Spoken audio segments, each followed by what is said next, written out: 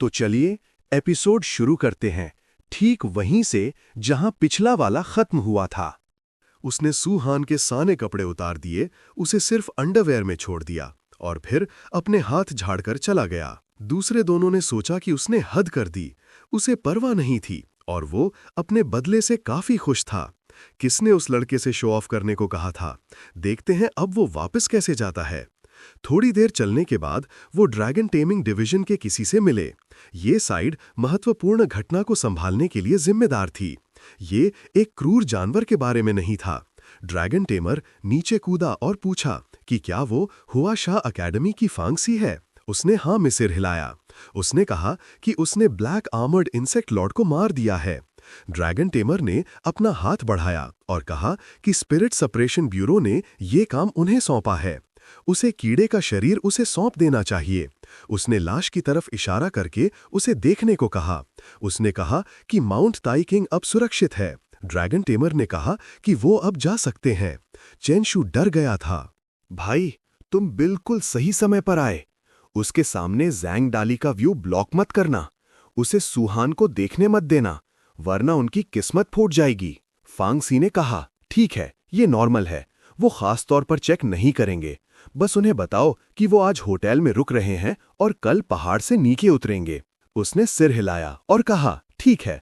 वो तीनों एक साथ होटल में दाखिल हुए। अंदर फांगसी ने चेनशू को ब्लैक आर्मर्ड इंसेक्ट लॉर्ड का लाल खोल दिया और उसे रखने को कहा। देखो कि क्या उसका कॉन्ट्रैक्ट उसे निगल सकता है। अगर उसने इसे निगल लिया तो ब्लैक आर्मर्ड इंसेक्ट की ब्लैक बैरियर स्किल प्राप्त करने का मौका है। उसने कहा, जरूरत नहीं है। उसके स्पिरिट कॉन्ट्रैक्ट में स्किल्स की कमी नहीं है। उसके पास सिस्टम के साथ काफी है। फिर फांगसी ने उनकी छुट्टियों के बारे में पूछा।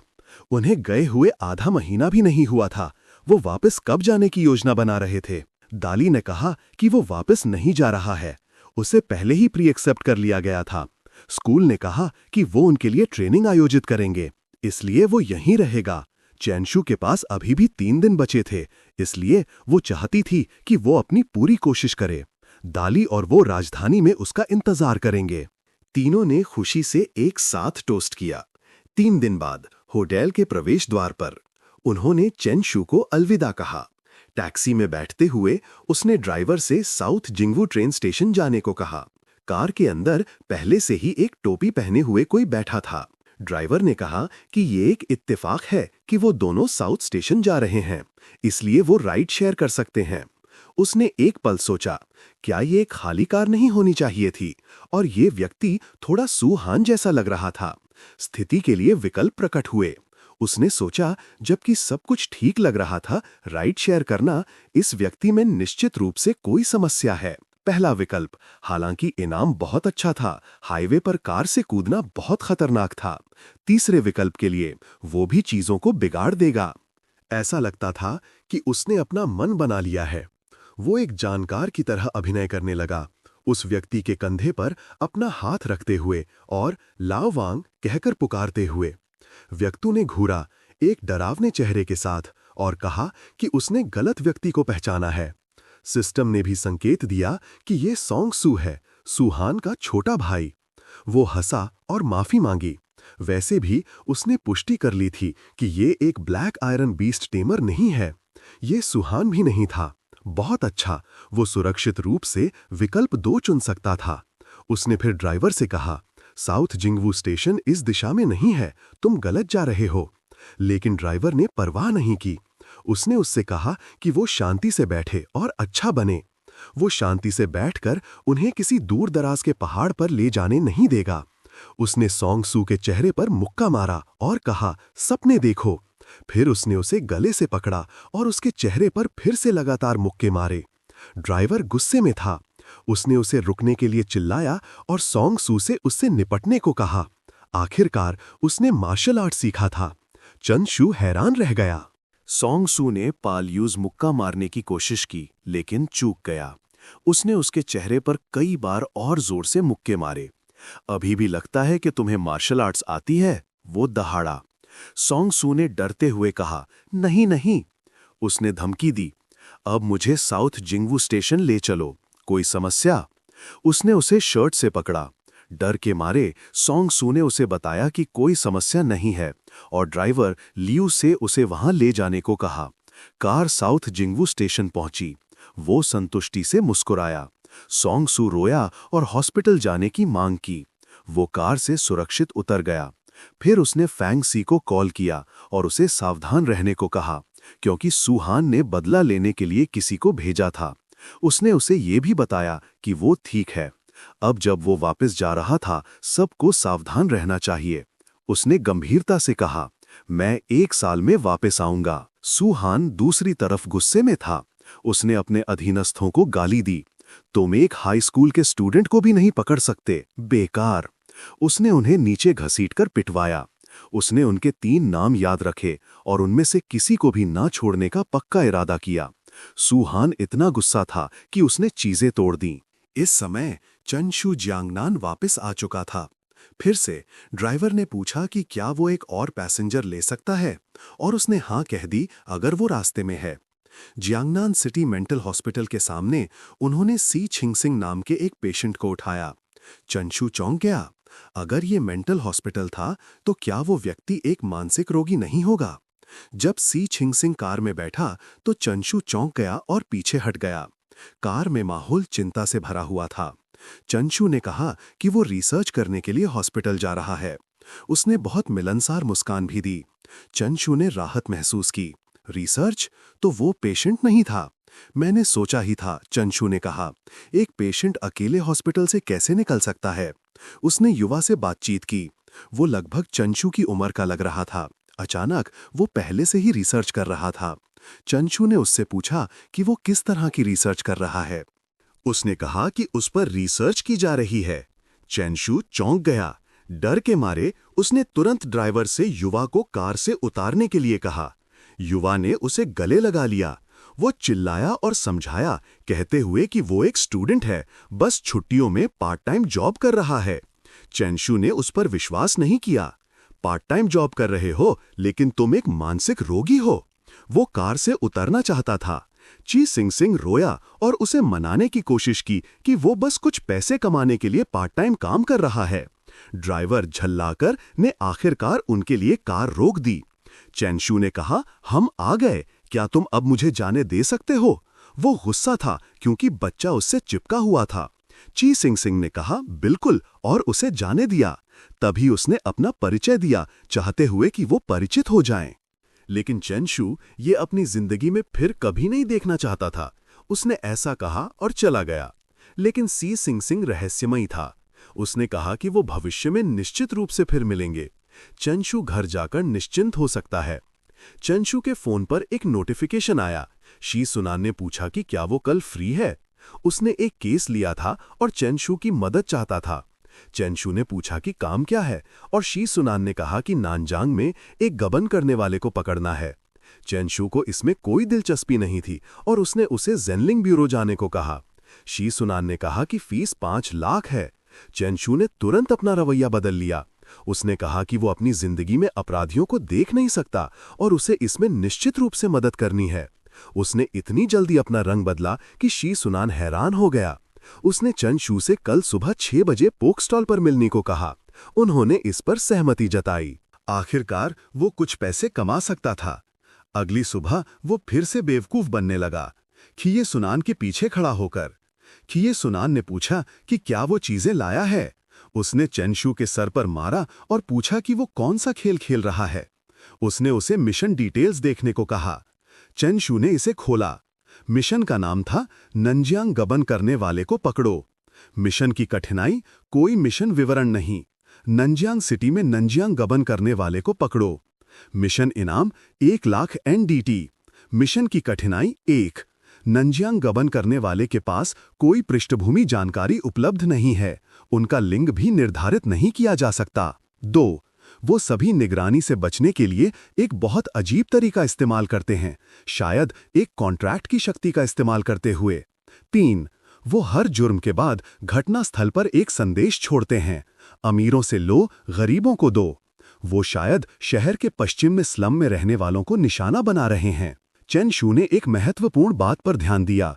गबन करने वाला शायद एक कॉन्ट्रैक्ट स्पिरिट की शक्ति का इस्तेमाल कर रहा था, जिसका मतलब था कि वो भी एक बीस्ट टेमर था। चेन शू ने पूछा कि क्या वो ये नहीं कर सकता। चेन शू ने कहा, ऐसा नहीं है, लेकिन चेन शू को पसीना आने लगा। चेन शू ने कहा कि उसे और पैसे चाहिए। दोनों ने एक दूसरे को देखा और फिर हाथ मिलाकर सौदा पक्का करने का फैसला किया। शहर के उत्तर में चेन शू ने पूछा कि क्या वो शहर के पश्चिम में स्लम में नहीं जा रहे हैं। शिए सुनान ने कहा कि जानकारी सही नहीं थी। उसके अंदर के स्रोत ने उसे चेतावनी दी थी कि वो उत्तर में है। वो समझ गया। फिर वो मुड़ा और शिए सुनान से पूछा कि वो इतने सारे मिशंस क्यों ले रहा है, क्या उसे पैसे की कमी है। शिए सुनान ने कहा कि स्कूल शुरू होने वाला है, वो कुछ अतिरिक्त जीवन यापन खर्च कमाना चाहता था। चेन शू ने उसके कंधे पर थपकी दी और कहा कि वो मेहनत कर रहा है। अपने बेटे का पालन पोषण करने के लिए पैसे कमाना आसान नहीं था। शिए सुनान ने उसे दफा हो जाने को कहा। चेन शू ने पूछा कि क्या उसे यकीन है कि ये वही जगह है। ये अब स्लम नहीं था, लेकिन ये इस तरह का अच्छा घर भी नहीं था। शिए सुनान ने जोर देकर कहा कि ये सही जगह है। उसने कहा कि चेन शू उसकी लड़ाई की क्षमता पर शक कर सकता है, लेकिन उसकी जांच क्षमता पर नहीं। चेन शू ने कहा कि वो अलग अलग होकर अंदर जाएंगे। दोनों एक इमारत की तरफ चले और एक सिक्योरिटी गार्ड ने उन्हें रोक लिया। सिक्योरिटी गार्ड ने कहा कि वो निवासी नहीं है और अंदर नहीं जा सकते। चेन शू ने दावा किया कि वो एक निवासी है। क्या गार्ड ने उसे नहीं पहचाना? वो बिल्डिंग 1 में अपार्टमेंट नंबर 2 का मालिक था। वो बस अपना एक्सेस कार्ड भूल गया था। गार्ड ने गुस्से से उन पर चालाकी करने का आरोप लगाया। यहाँ कोई बिल्डिंग 1 नहीं थी, उन्हें चले जाना चाहिए। दोनों ने शिए सुनान की तरफ मुड़कर पूछा कि उसका क्या करने का प्लान है।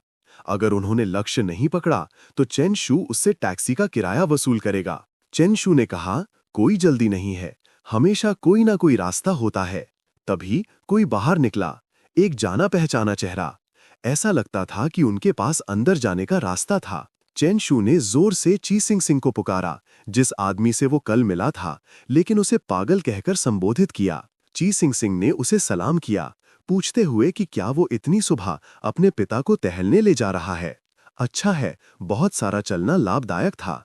ये बुजुर्गों में डिमेंशिया को रोक सकता था। शिए सुनान गुस्से में था। वो ची सिंग सिंग पर हमला करने के लिए तैयार लग रहा था, लेकिन चेन शू ने उसे पीछे खींच लिया, उसे नानजियांग गबन मामले की याद दिलाते हुए। शिए सुनान शांत हो गया। चेन शू ने इमारत की तरफ इशारा किया और चेन शू से पूछा कि क्या वो वहां रहता है। ची सिंग सिंग ने कहा कि उसके रिश्तेदार वहां रहते हैं। दोनों आदमी हंस पड़े। 10 मिनट बाद ची सिंग सिंग की बदौलत वो अंदर थे। ची सिंग सिंग ने पूछा कि क्या वो सच में यहां एक अपराधी को पकड़ने आए हैं। चेन शू ने कहा, बिल्कुल। न्याय का समर्थन करना और बुराई की निंदा करना उनका स्वभाव है। उसने शी सुनान से पूछा कि किस तरफ जाना है। शी सुनान ने एक दिशा में इशारा किया और कहा, इस तरफ। तीनों एक दरवाजे के बाहर खड़े होकर सुन रहे थे। ची सुनान ने चेनशू से कहा कि वो अंदर के व्यक्ति को दरवाजा खोलने के लिए धोखा दे। चेनशू ने खटखटाया और अपना परिचय मेंटेनेंस सर्विस से होने का दिया। उसे वाटर मीटर चेक करना था। अंदर से एक आवाज आई। चिंता होने लगी कि उन्हें पकड़ लिया गया है। उसने स्लिम को पुकारा और कोलिजन स्किल एक्टिवेट की।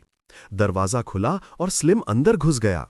चेनशू अंदर घुसने ही वाला था कि शिए सुनान ने उसे रोक दिया। उसे इंतजार करने और उसे पहले जाने देने को कहा। उसका पिंक कॉन्ट्रैक्ट जांच कर सकता था, नहीं कर सकता था? शिए सुनान ने कहा, बिल्कुल। उसने इसे पहले क्यों नहीं इस्तेमाल किया? चेनशू को दरवाजा तोड़ना पड़ा। उसने गुस्से से शिए सुनान का गला पकड़ लिया। शिए सुनान ने विरोध किया, कहते हुए कि चेनशू बहुत तेज था।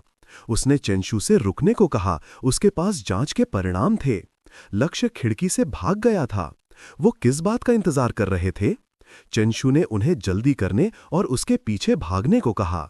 ची सिंग सिंग ने कहा कि पैदल पीछा करना बहुत धीमा है, उन्हें उसके पक्षी पर सवार होना चाहिए।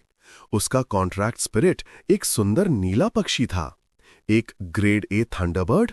क्या आजकल प्रतिभाशाली इतने आम हो गए हैं कि एक पागल के पास भी ए रैंक का कॉन्ट्रैक्ट स्पिरिट है?